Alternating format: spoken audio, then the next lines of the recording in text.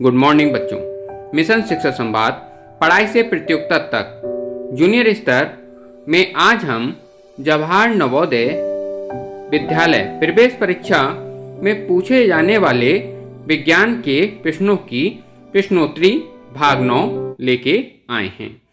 पहला प्रश्न है, डीएनए का पूरा नाम क्या है? डीएनए का पूरा नाम क्या है? आपके ऑप्शन हैं deoxy nucleic acid, deoxy ribo nucleic acid, ribo nucleic acid या फिर डीऑक्सी ग्लूको न्यूक्लिक एसिड।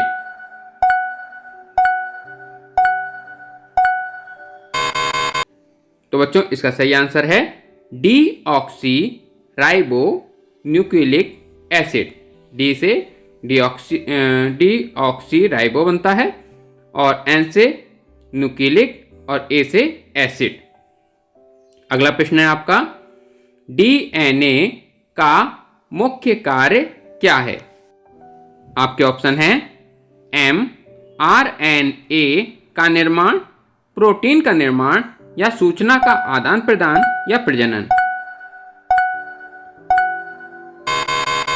तो बच्चों इसका सही आंसर है एमआरएनए का निर्माण। डीएनए से एमआरएनए का निर्माण होता है। अगला प्रश्न है आपका, प्राकृतिक आपदा में सर्वाधिक विनाशकारी आपदा कौन सी है?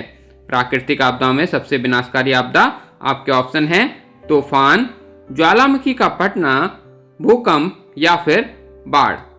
इनमें से सबसे विनाशकारी कौन सी है? तो बच्चों इसका सही आंसर है बाढ़। बाढ़ सबसे विनाशकारी आपदा है क्योंकि इससे बहुत बड़ा क्षेत्र प्रभावित होता है। अगला प्रश्न आपका, रोहतांग, रोहतांग का अर्थ होता है। रोहतांग का अर्थ क्या होता है? आपके ऑप्शन है लाश का ढेर, बर्फीला रेगिस्तान, एक दर्रा या फिर एक पर्वतीय स्थल। इनमें से रोहतांग का अर्थ कौन सा है? तो बच्चों इसका सही आंसर है लाशों का ढेर। रोहतांग एक दर्रा है जहां पे बहुत ज्यादा बर्फ पाई जाती है, जिसे पार करने में लोगों की मृत्यु हो जाती थी पहले समय में, इसीलिए इसे लाश का ढेर कहते हैं। रोहतांग का अर्थ होगा लाशों का ढेर। अगला प्रश्न है, ऐसे सभी उपाय या व्यवस्थाएं जिनसे खतरा आपदा का रूप ना ले सके तथा जीवन और संपत्ति के नुकसान को और उसके हानिकारक प्रभाव को कम कर सकें, उसे कहते हैं। उसे क्या कहते हैं? आपके ऑप्शन है बचाव का उपाय, सावधानियां, आपदा प्रबंधन या फिर आपदा न्यूनीकरण। इसमें से कौन सा ऑप्शन है आपका?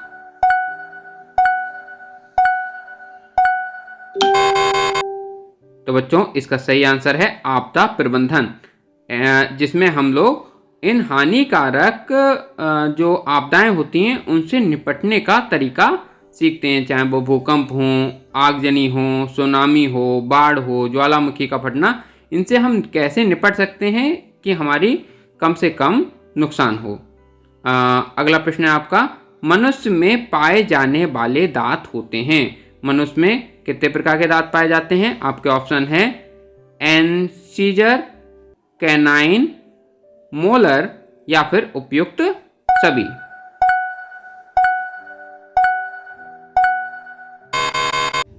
तो बच्चों आपका ऑप्शन है उपयुक्त सभी। ये तीनों जो हैं वो दांत के प्रकार होते हैं, इंसिजर, कैनाइन, मोलर और प्रीमोलर। ये 4 तरीके होते हैं दांतों के। अगला प्रश्न है आपका, शाम का तारा किस ग्रह को कहते हैं? शाम का तारा किस ग्रह को कहते हैं? शुक्र को, बुध को, ध्रुव तारे को या फिर शनि को। इनमें से शाम का तारा किसे कहते हैं? तो बच्चों इसका सही आंसर है शुक्र को।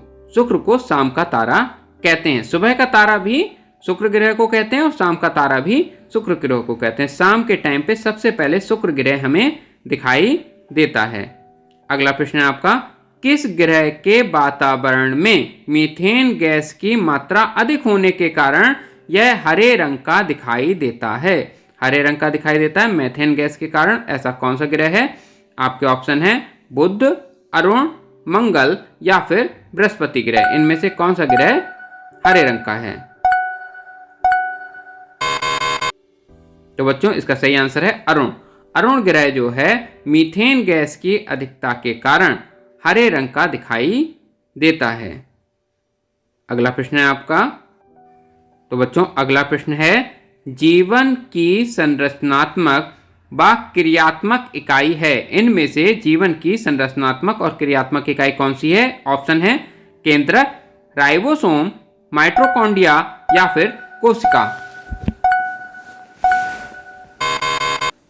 तो बच्चों इसका सही आंसर है कोशिका। कोशिका जीवन की संरचनात्मक और क्रियात्मक इकाई है। हमारा शरीर कोशिकाओं से ही मिलकर बना हुआ है। अगला प्रश्न है आपका, इलेक्ट्रॉन नाभिक के चारों तरफ स्थिर व अचर कक्षा में घूमता है। इसकी खोज किसने की?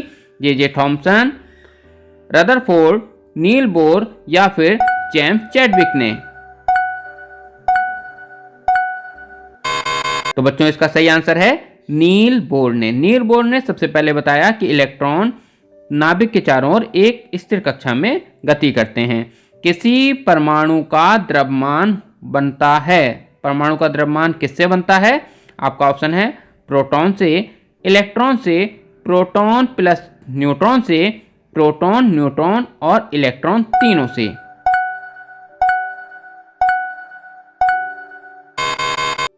इसका सही आंसर है प्रोटॉन और न्यूट्रॉन। इन दोनों से मिलकर परमाणु का द्रव्यमान बनता है। अगला प्रश्न है आपका, फोटोक्रोमिक कांच बनाने में प्रयुक्त होता है। फोटोक्रोमिक कांच बनाने में क्या प्रयुक्त होता है? आपके ऑप्शन हैं silver, silver iodide, silver iodine या फिर उपयुक्त में से कोई नहीं।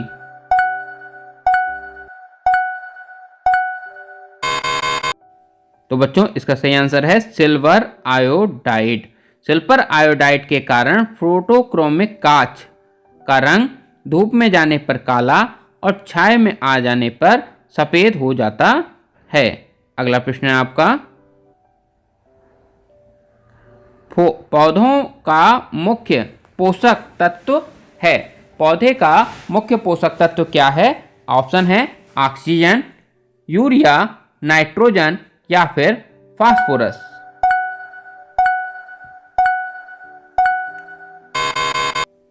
तो बच्चों इसका आंसर है नाइट्रोजन। नाइट्रोजन पौधे का मुख्य पोषक तत्व होता है। अगला प्रश्न है, उच्च बसीय अम्लों के सोडियम और पोटेशियम लवण को कहते हैं। उच्च बसीय अम्ल के सोडियम और पोटेशियम लवण को क्या कहते हैं? ऑप्शन है आपका घी, डालडा, साबुन या फिर रिफाइंड तेल। इनमें से कौन सा ऑप्शन सही है?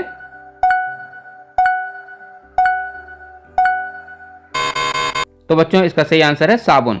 साबुन जो होता है उच्च बसीय अम्ल का सोडियम और पोटेशियम लवण होते हैं।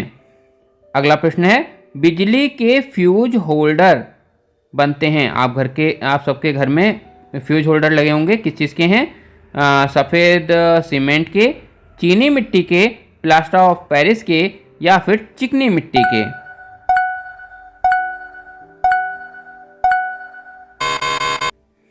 तो बच्चों इसका सही आंसर है चीनी मिट्टी के। चीनी मिट्टी के घर में जो फ्यूज होल्डर बने होते हैं वो सब लगते हैं। अब अगला प्रश्न है, गैलेना अयस्क का रासायनिक सूत्र है। गैलेना अयस्क का रासायनिक सूत्र क्या है? Ag2S, Cu2S, PbS या फिर FeS।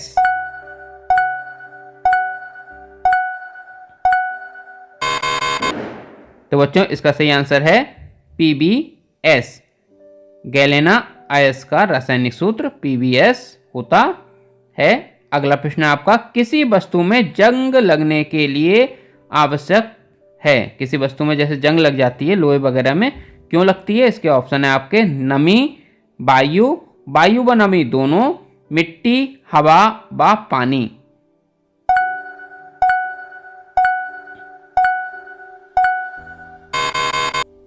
तो बच्चों इसका सही आंसर है वायु और नमी। वायु और नमी के कारण किसी वस्तु में जंग लगती है। अगला प्रश्न है, मानव शरीर की समस्त अनैच्छिक क्रियाओं को नियंत्रित करता है।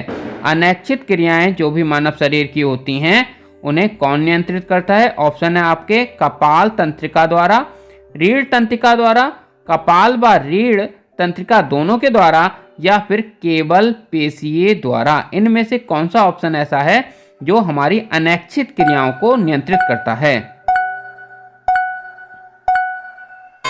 तो बच्चों इसका सही आंसर है रीढ़ तंत्रिका द्वारा। रीढ़ तंत्रिका द्वारा जो हमारे शरीर की अनैच्छिक क्रियाएं होती हैं वो सब नियंत्रित होती हैं। बच्चों अगला प्रश्न है हमारा, मनुष्य के तंत्रिका तंत्र का मुख्य भाग है। मनुष्य के तंत्रिका तंत्र का मुख्य भाग क्या है? ऑप्शन है मस्तिष्क, रीढ़ रंजू, तंत्रिकाएं, या फिर उपयुक्त तीनों। इनमें से सही ऑप्शन कौन सा है?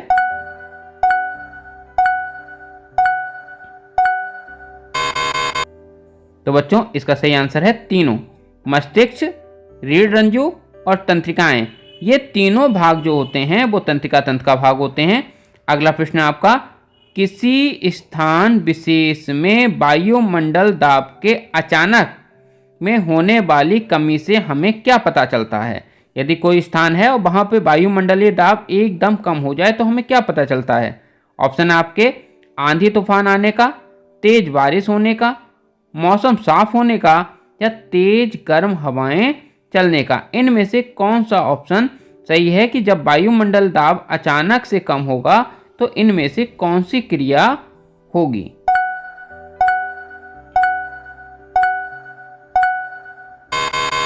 और बच्चों सही आंसर है इसका आंधी तूफान आने का। यदि वायुमंडल दाब किसी स्थान का एकदम से कम हो रहा है तो इसका मतलब है वहां पे आंधी या फिर तूफान आने वाला है। अगला प्रश्न है आपका, निद्रव दाब मापी यंत्र के अंदर होता है। जो निद्रव दाब मापी होती है उसके अंदर क्या चीज होती है? इनमें से ऑप्शन है आपके हवा, निर्वात, पारा, या फिर द्रव।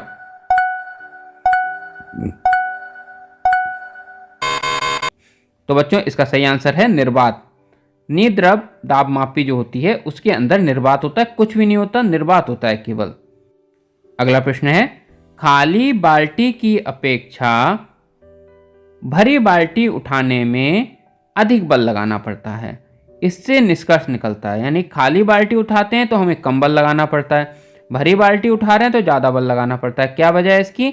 ऑप्शन आपके बल में वजन होता है, बल में परिमाण होता है, बल में दिशा होती है, बल में परिमाण और दिशा दोनों होती हैं। तो बच्चों इसका सही आंसर है बल में परिमाण होता है, यानी कि जितना पानी भरा हुआ है इसका मतलब परिणाम है उसमें वजन ज़्यादा हो जाएगा और हमें उसका बल जो है ज़्यादा लगाना पड़ेगा। मानव रक्त का पीएच होता है, मानव रक्त का पीएच कितना होता है? ऑप्शन है आपके 6, 7, 7.4 या फिर 6.5।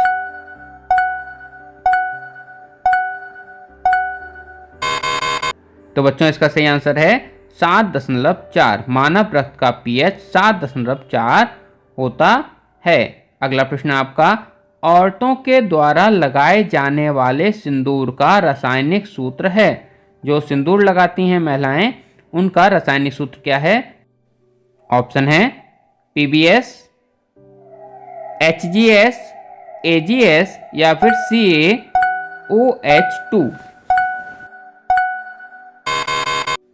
बच्चों इसका सही आंसर है HGS, मर्क्यूरिक सल्फाइड। और औरतें जो सिंदूर लगाती हैं उसका रासायनिक सूत्र होता है HGS। द्रव का दाब गहराई के साथ साथ, द्रव का दाब गहराई के साथ साथ क्या होता है? आपके ऑप्शन है घटता है, बढ़ता है, अपरिवर्तित रहता है, या फिर कुछ दूर तक बढ़ता है और फिर घटने लगता है।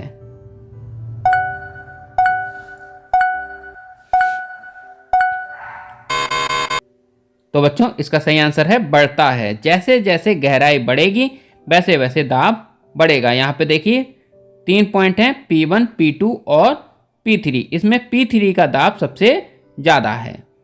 अगला प्रश्न आपका, स्नेल का नियम क्या है? ऑप्शन है साइन आई बराबर साइन आर, साइन आई बटा साइन आर बराबर नियतांक, साइन आई बटे साइन आर बराबर 1 या फिर उपयुक्त में से कोई नहीं।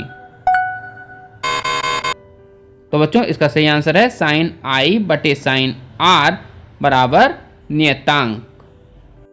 अगला प्रश्न, कोशिका विभाजित को प्रेरित करने वाला पादप हार्मोन्स है। इनमें से कौन सा पादप हार्मोन्स ऐसा है जो कोशिका विभाजन में सहायक होता, प्रेरित करता है उन्हें? आपके ऑप्शन है ऑक्सिन, जिब्रेलिन, एथिलीन या फिर साइटोकाइनिन।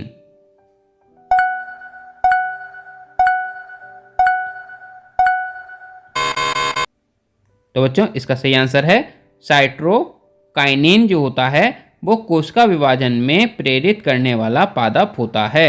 अगला प्रश्न है आपका, रोगजनक जीवाणु व बीजाणु को मारने की विधि जिसमें लो टेम्परेचर होल्डिंग LTH व high temperature short time HTST का प्रयोग होता है की खोज की थी लुई पार्चर ने, लुई कोच के द्वारा, एडवर्ड जेनर द्वारा या फिर अलेक्जेंडर फ्लेमिंग के द्वारा?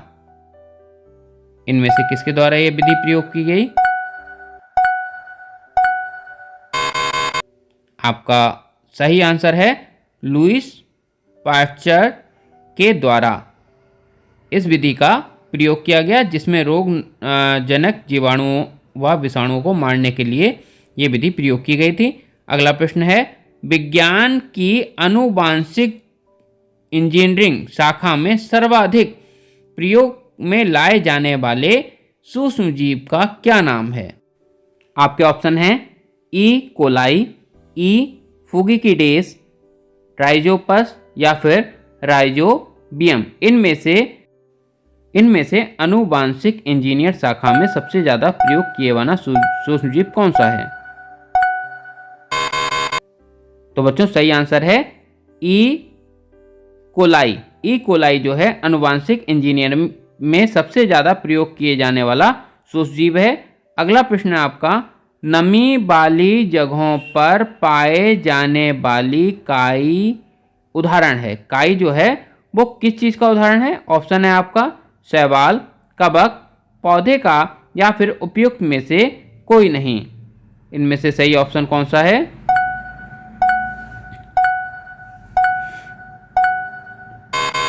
तो बच्चों सही ऑप्शन है शैवाल का। शैवाल जो होती है नमी वाली जगह पर पाई जाने वाली काई का एक उदाहरण है। अगला प्रश्न आपका, प्रजनन के लिए किस सूक्ष्म जीव को जीवित कोशिका की आवश्यकता होती है? प्रजनन के लिए किस सूक्ष्म जीव को जीवित कोशिका की जरूरत होती है? ऑप्शन है आपका शैवाल, कवक, जीवाणु या फिर विषाणु। इनमें से ऐसा कौन सा जीव है?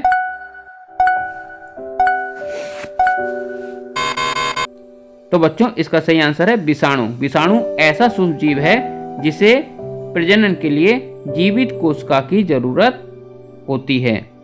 अगला प्रश्न आपका, सामान्य ताप पर धातु जल से क्रिया करके कौन सी गैस निकालती है? धातु जल से क्रिया करके कौन सी गैस निकालती है? आपके ऑप्शन हैं ऑक्सीजन, नाइट्रोजन, हाइड्रोजन या फिर उपयुक्त में से कोई भी नहीं। तो बच्चों सही ऑप्शन है इसका हाइड्रोजन। धातु और जल मिलकर धातु हाइड्रोक्साइड बनाते हैं और ऑक्सीजन गैस को मुक्त करते हैं। अगला प्रश्न है आपका, लाफिंग गैस, हंसने वाली गैस जो होती है वो कौन सी गैस होती है? हीलियम होती है, नाइट्रस ऑक्साइड होती है, नाइट्रोजन पर ऑक्साइड होती है या फिर क्लोरोफॉर्म होती है?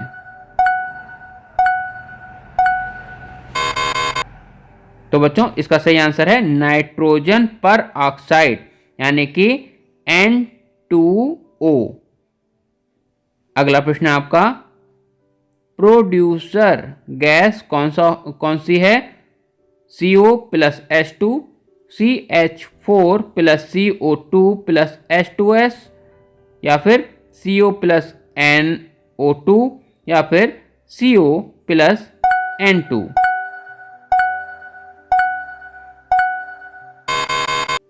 तो बच्चों सही आंसर है CO प्लस N2 जो होती है वो प्रोड्यूसर गैस होती है। अगला प्रश्न आपका, कुछ फसल के पौधे आसपास खरपतवार को बढ़ने नहीं देते हैं, ऐसे कौन से पौधे होते हैं? विकास रोधी पौधे, खरपतवार रोधी पौधे, मिश्रित फसल, या फिर चिकने पौधे।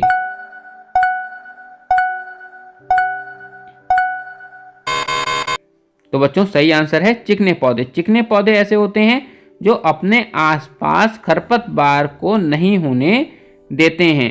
निम्नलिखित में से चिकने पौधों के उदाहरण हैं। निम्नलिखित में से चिकने पौधे कौन सा उदाहरण है? जौ, ज्वार, बाजरा, या फिर उपयुक्त सभी।